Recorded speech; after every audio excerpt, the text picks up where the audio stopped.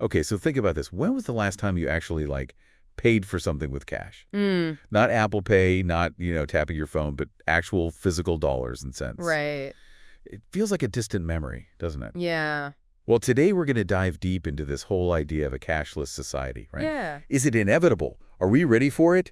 Is it even a good thing? All these questions are swirling around, but Well, and what's really striking to me is that, this isn't just like some far off future we're talking about, right? right. I mean, the Federal Reserve actually says that, get this, less than 20% of transactions in the US are even using cash anymore. Wow. So it's already happening. So to really like understand where we're headed, I think we need to trace back like how we even got to this point. All right, so let's rewind the tape a little bit here, right? Yeah. Credit cards, mobile payments, the whole shebang. Where do we even start with this story? Well, I think you got to go all the way back, believe it or not, to the 1950s Wow. with those like first credit cards. Yeah, Imagine like your grandparents maybe rocking the Diners Club card. that is wild. And from those early adopters to now, I mean, practically everyone has at least one card in their wallet. Right, and it's not just cards anymore, right? Right. I mean, you got mobile payments, contactless tech. It's all kind of like sped up this whole shift away from cash. Yeah. Think about the pandemic, for example. Oh, yeah? Suddenly, cash felt kind of risky. Everyone was tapping their phones. Oh, I and- totally remember that. It was like almost overnight, cash was out and digital was in. Yeah, And let's be honest, who really misses like fumbling for change, right? exactly. I mean, convenience, it's a huge factor, no doubt. Huge, yeah. But as with any like major shift, there are two sides to this coin, right? Yeah. Upsides and downsides to going cashless. Okay, so let's break it all down. What are some of the like biggest benefits of a cashless society? Well, from a practical standpoint, I mean, digital payments are just incredibly efficient, right? Okay. Transactions are faster, they're smoother, and businesses love it because there's less room for errors. Yeah. And, less room for, let's face it, shady stuff too. Okay, so a win for businesses. But what about like the average person? Sure. Do they actually benefit from going cashless? Yeah, I mean, think about it. Like, how many times have you been stuck in line behind someone digging for, like, exact change? Ugh, too many times. Right, so digital payments just speed things up for everyone. Yeah, okay, I can get behind that. What else? Well, for some people, it's about transparency, right? Like, Yeah. digital transactions leave a trail, so it makes it way harder to get away with things like tax evasion. Oh, interesting. There was one study, I think, that found in countries that went heavily cashless, like their underground economies actually shrunk significantly. Wow, so that's a huge impact. I never even thought about it like that. Yeah. So more efficient, more accountable. What else is there? This might surprise you, but financial inclusion. Yeah, so for people who maybe don't have access to traditional banks, Yeah. mobile money can actually be a lifeline. That makes sense. I guess not everyone has easy access to like banks or credit, right? Right. Are there any like real world examples of this actually working well? Oh, yeah, definitely. Yeah. I mean, Kenya's A-Pesa system is like the textbook case, right? Okay. It's this mobile money platform that has given, get this, over 20 million Kenyans access to financial services Wow. for the first time. That's incredible. Letting them send money, pay bills, even get microloans, all using just their phone. It's amazing just like the power of that, right? Just using your phone to get access to financial tools that could totally change your life. Yeah, and looking ahead, a Yeah. cashless society could be the breeding ground for even more like financial innovation, right? Okay. So blockchain, cryptocurrencies, you've even got central bank digital currencies, CBDCs, it's all kind of on the table. So it sounds like going cashless could unlock all these like new possibilities, and it's pretty exciting. But Yeah, I know there's some big concerns out there too, right? sure. Especially when we talk about things like privacy. Yeah, I mean, you're hitting on like a crucial point there. Yeah, If every single purchase is tracked, who's watching, right? exactly. Yeah. So government surveillance is one concern, for sure. Yeah. But you also have to think about data breaches, identity theft, all of that. It really is like this double-edged sword, right? Yeah, You get this convenience, but potentially at the cost of your privacy. right. And what about people who maybe don't have smartphones or reliable internet access? Yeah, that's a big one, right? Yeah. That's the whole digital divide issue. Mm-hmm. It's a very real risk that we could end up leaving people behind. Like, Yeah. imagine, folks who aren't tech savvy, maybe some elderly folks, or those who just can't afford, like, the latest devices, Yeah. A cashless society can't really work if it excludes, like, entire groups of people. So it sounds like there's a lot to consider, right? We have to balance this convenience and innovation with protecting people's privacy and making sure everyone is included. Yeah.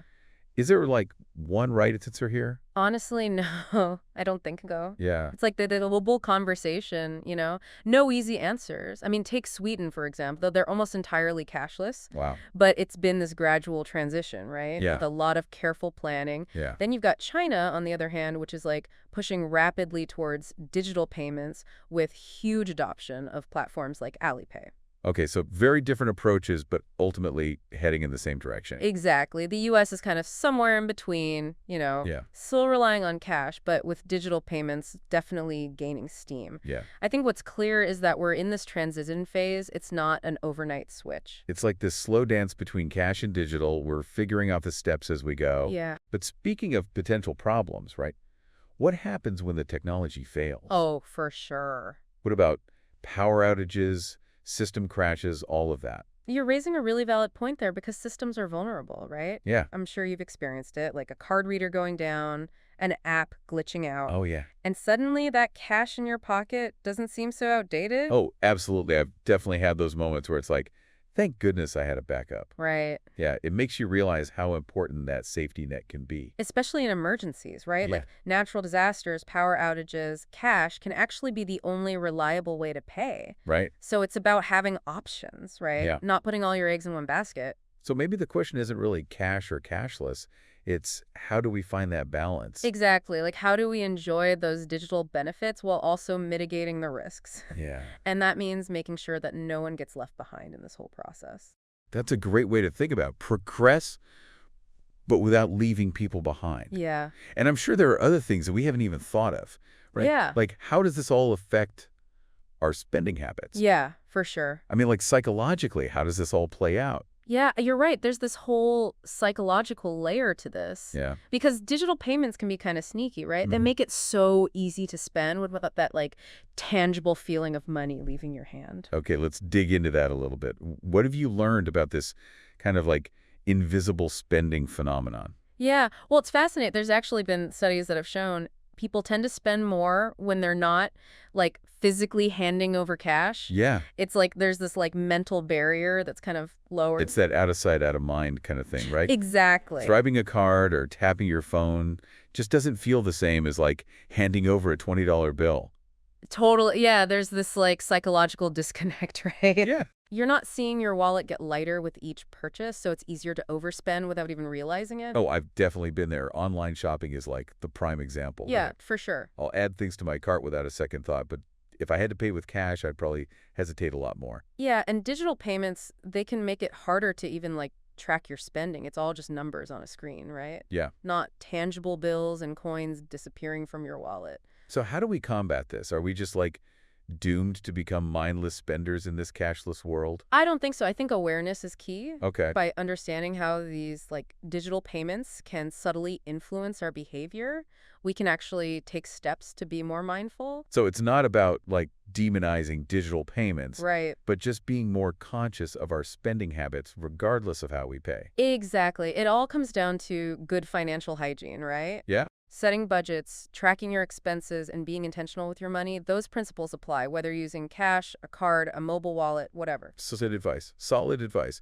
But let's circle back to this idea of a completely cashless society. Yeah. Are there any countries that have actually like reached that point? Well, I think completely cashless is kind of like an ideal. Yeah. Even the most digitally advanced societies still have some level of cash circulating. Okay, that makes sense. So which countries are like furthest along on this journey toward a cashless future? Well, Sweden is a prime example. Yeah. Cash is used in less than 10% of transactions there. Wow. And a lot of businesses don't even accept it anymore. They've really embraced digital payments. So they're pretty much there. Yeah. What about China? They're known for being like really tech forward. Oh, absolutely. China is rapidly moving towards a cashless society, Yeah. driven in part by the popularity of these mobile payment platforms like Alipay and WeChat Pay. Yeah, I've even heard stories about like street vendors in China preferring to be paid digitally. Right. Like it's become so ingrained in their culture. It really has. And the Chinese government is actively promoting this transition to a digital economy. They see it as a way to increase efficiency, reduce financial crime. So there are definitely some powerful forces kind of like pushing us toward this cashless world. Yeah. But as we discussed earlier, there are also those valid concerns about privacy, security, and exclusion. So it seems like finding that right balance is going to be really crucial. I couldn't agree more. I think a balanced approach allows us to, harness the benefits of these digital payments while also addressing those potential risks and making sure that, again, no one is left behind. That's a great point. It's not about choosing one system over the other. Right. It's about finding a way for both to kind of coexist. Exactly. And it's an ongoing conversation, one that's going to continue to evolve as technology advances and our relationship with money changes. Speaking of the future, right? Yeah. Let's say we do end up in a world where cash is extremely rare. What might that actually look like? What would be the implications for, like, our everyday lives? That's where things get really interesting on a practical level. Yeah. We'd likely see even more innovation in payment technologies. Okay. Things like, biometrics, embedded chips, even more seamless ways to transact. It's like something out of a science fiction movie. Right. Paying for your groceries with a wave of your hand or a scan of your retina. Is that really where we're headed? It's certainly a possibility, but it also raises some important questions, right? Yeah. About privacy and security. Right, because those concerns would become even more significant if, like, our payment information is literally embedded in our bodies. Absolutely. And that's why I think it's so important to have these, open and honest conversations about the ethical and societal implications of these technologies, Yeah. before they become widespread. We need to think carefully about the, trade-offs, right? Yeah. Between convenience and privacy. Exactly. But beyond biometrics, another trend that's gaining traction is this idea of invisible payments. Invisible payments. I'm not sure I follow. What does that even mean? So it's about making the payment process so seamless Okay. and so integrated that it becomes almost invisible to the consumer. Okay, can you give me an example? Sure. Think about ride-sharing apps like Uber or Lyft. Yeah. The payment just happens automatically in the background, right? Right. You request a ride, you complete your trip, you get charged without ever having to pull out your wallet or enter your card details. Okay, I get it. So it's all about convenience and automation. The payment just magically happens. Exactly. And this trend is likely to accelerate as artificial intelligence and the Internet of Things become more, prevalent in our lives. Yeah. Imagine smart refrigerators that automatically order groceries and charge your account when you're running low. Wow. Or smart cars that pay for tolls and parking without you having to do a thing. While that sounds incredibly convenient, I can also see how that could lead to more mindless spending. Yeah. If we're not even aware that we're paying for something, it's easy to lose track of where our money's going. That's a valid concern for sure. Yeah. As payments become more invisible and automated, I think financial literacy and responsible spending habits become even more important. It's like we need to develop a whole new set of skills to navigate this rapidly changing financial landscape. You're right. We need to be informed, adaptable, and proactive in managing our finances. So as we wrap up this part of our deep dive, I think it's clear that the future of payments is incredibly exciting, Yeah. but also a bit daunting. It's a future full of possibilities, but also one that requires, like you said, careful consideration and thoughtful planning. Yeah, we've explored the potential benefits and risks of a cashless society, the trends that are shaping the future of payments, Yeah.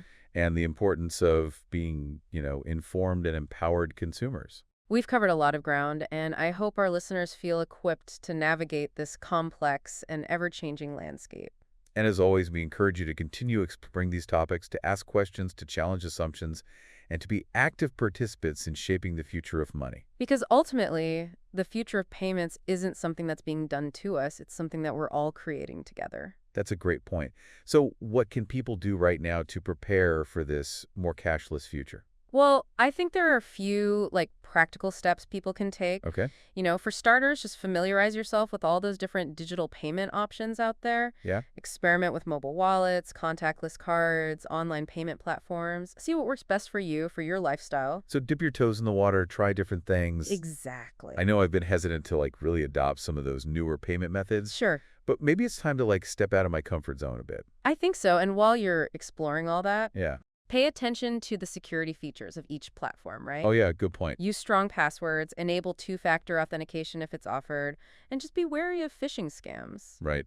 Protect yourself. Be a smart, savvy digital consumer. Exactly. And here's another practical tip. Okay. Regularly monitor your bank accounts and credit card statements. Yeah, that's a good one. With all these transactions happening so quickly and easily, it's crucial to catch any fraudulent activity early on. It's so easy to just glance at those statements and not really pay attention. Right. But taking the time to really scrutinize them could save you a lot of headaches down the road. Absolutely. And don't be afraid to dispute any charges that you don't recognize. Right. It's your woman. You have the right to protect it. Yeah, that's a good reminder. Sometimes it feels like it's just easier to like let those smaller things slide, Yeah, but it's important to be proactive, totally. about our financial security. And finally, I think even as you're embracing digital payments, Yeah, it's still wise to keep a small amount of cash on hand Yeah. for emergencies, right? good point. You never know when a power outage, system crash, or some other unexpected event might occur. Yeah, it's like having the insurance policy, right? Exactly. You hope you never need it, but it's good to have it just in case. Having that backup plan can give you peace of mind. For sure, for sure.